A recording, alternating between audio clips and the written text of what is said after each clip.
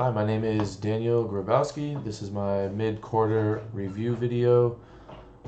This quarter, we started off learning about the basics of objects and classes and how you can create your own classes and define them and then create objects that belong to those classes. And the purpose of this is to have data fields and methods that the objects can use to interact with each other or interact with themselves. We learned about constructors and static methods. So constructors are how they're basically methods to create an object, and static methods are methods that belong to the class rather than the object. I learned about visibility modifiers, so like public versus private data fields. And the purpose of using private data fields is data encapsulation. So these data fields cannot be freely modified. You need getter and setter methods to retrieve the value or change the value. We learned about inheritance. So if you create a class, you can create a child class that inherits all the behavior of the parent class, all the methods and data fields, but not the constructors. We learned about keywords like this and super. This is a keyword to refer to the current object. Super is a keyword used to refer to the parent object, or parent class, sorry. We learned about polymorphism, which is basically how a class can behave as another class. Like if they're related, it can be passed to a method that looks for a different class. We learned about array list and how they differ from a classic array. We learned about recursion, which is basically a method that calls itself.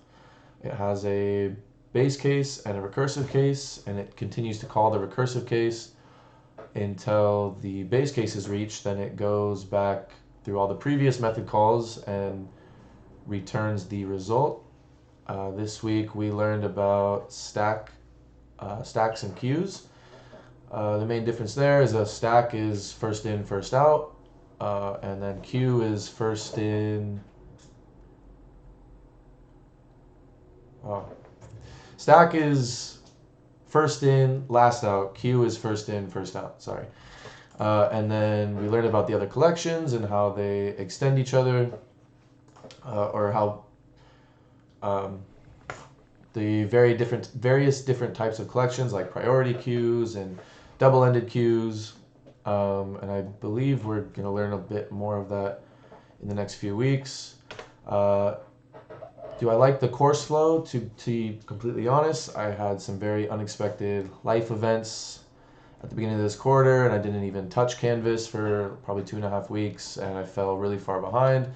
And I've kind of felt like I've just been trying my absolute best to catch up ever since, so I don't really know what the course flow is. I've just been, chasing to catch up. The most difficult topic for me was definitely recursion, because you have to think in a very different manner than all the other coding I've done. It's a very different type of thought process that goes into solving those problems. So that was definitely the hardest thing for me this quarter, and in anything I've learned related to programming. And was the videos and material useful? My answer would be the same as last quarter. Absolutely. I think that I have more than enough resources to properly learn how to code with Java, and I definitely feel like this quarter I haven't been able to spend as much time on each subject as I would like to, because as I mentioned, I'm doing my best to catch up, but I do absolutely believe that all the resources are available to me within Canvas provided by you. And I don't really have any feedback. I think you're an amazing teacher. I always enjoy watching your videos. You were very good at explaining things and making it make sense, to me at least. And yeah, that's the end of my video.